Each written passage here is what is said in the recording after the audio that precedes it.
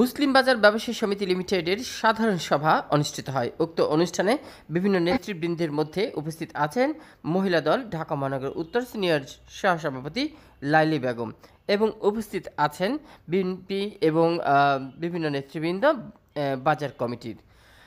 এখানে বক্তব্য রাখেন আজকের এই অনুষ্ঠানে বিশেষ অতিথি হিসেবে বশির উদ্দিন বহু।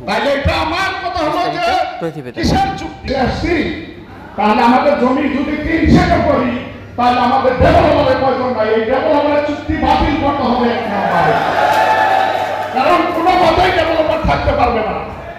তাই আমি ডেভেলপারের উদ্দেশ্যে বলতে চাই, আপনারা যদি আপোষে আসেন তাহলে আপোষে বসেন, সমাধান করে চলে যান। আর তা যদি না হয় এই জনগণকে নিয়ে আন্দোলন করে তুলবো, যে পর্যন্ত যাওয়ার আগে আমি বসে যাবো ইনশাআল্লাহ থাকবেন।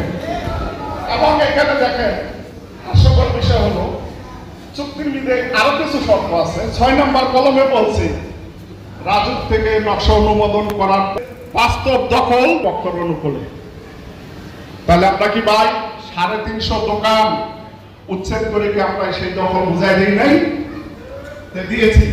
সেই দখল যদি আমরা বুঝিয়ে দিয়ে থাকি, তারপরে বলা আছে যে বাস্তব দখল পাওয়ার পর থেকে নকশা অনুমোদন থেকে 72 মাসের মধ্যে কাজ সম্পাদন করবেন।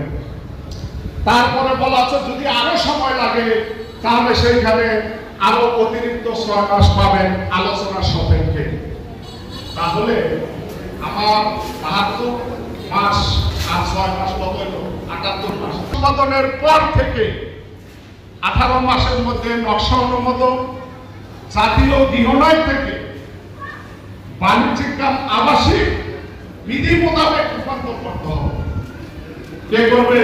আমি করে দেব না ডেভেলপার করবে? কে করবে? বলেন না কেন আপনারা? তাহলে এই 18 আর 78 মাস, তাই না?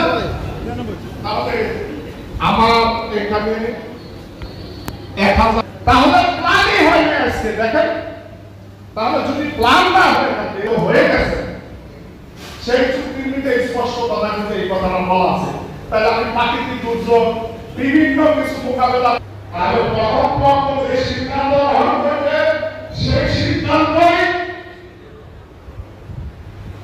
মানে কিন্তু বাধ্য থাকবে।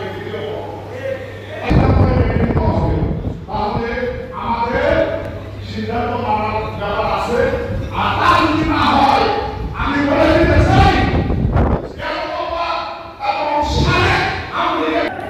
ঠিক আছে।